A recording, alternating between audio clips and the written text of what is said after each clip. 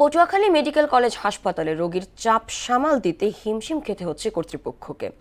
250 শয্যার এই হাসপাতালে বর্তমানে চিকিৎসা নিচ্ছেন প্রায় 800 থেকে 1000 রোগী। শয্যা সংকট, জনবল ঘাটতি ও সেবার অভাবে চরম ভোগান্তিতে পড়েছেন রোগী ও তাদের স্বজনরা। খোকন হাওলাদারের তথ্যে তাহসিন তারিনের প্রতিবেদন।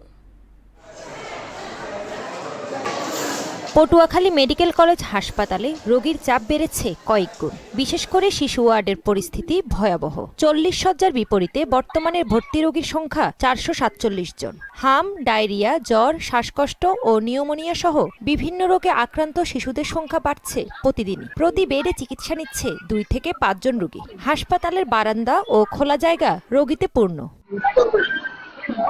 রোগীদের স্বজনদের অভিযোগ, হাসপাতালে পর্যাপ্ত বেড, ডাক্তার, নার্স ও ওষুধ না থাকায় ঘন্টার পর ঘন্টা অপেক্ষা করতে হচ্ছে।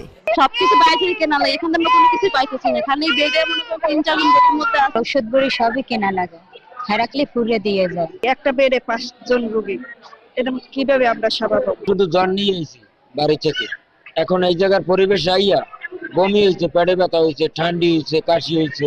এত রোগীর সেবা দিতে চাপের মুখে পড়ছেন নার্সরা। রোগীরাও সেবা ঠিক মতন পাচ্ছে না, আমরাও দিতে পারতেছি না। অল্প জায়গার ভিতরে অনেক মানুষ থাকার কারণে গায়ে তাপমাত্রার ফলে আমাদের অনেক অসুবিধা হচ্ছে। রোগীর চাপে কাঙ্ক্ষিত সেবা দেওয়া সম্ভব হচ্ছে না। প্রয়োজনীয় চিকিৎসা সরঞ্জাম, পর্যাপ্ত ওয়ার্ড ও জনবল না থাকায় পরিস্থিতি জটিল হয়ে উঠছে বলে জানান চিকিৎসকরা। 40টা বেড আছে পটুয়াখালী এই 250 বেডের হাসপাতালে, কিন্তু ভর্তি আছে হলো 222 জন।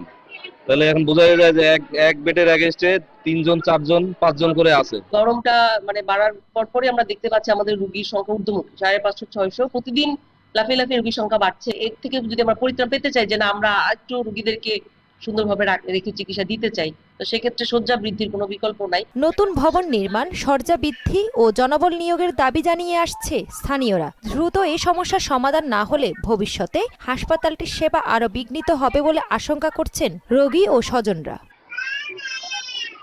তাহসিন তারিন, মোহনা সংবাদ।